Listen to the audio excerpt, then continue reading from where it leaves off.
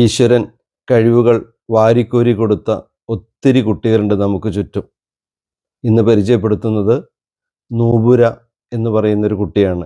6ാം ക്ലാസ്സിൽ പഠിക്കുകയാണ്. അയ്യങ്കൊല്ലി മാങ്ങോടാണ് വീട്.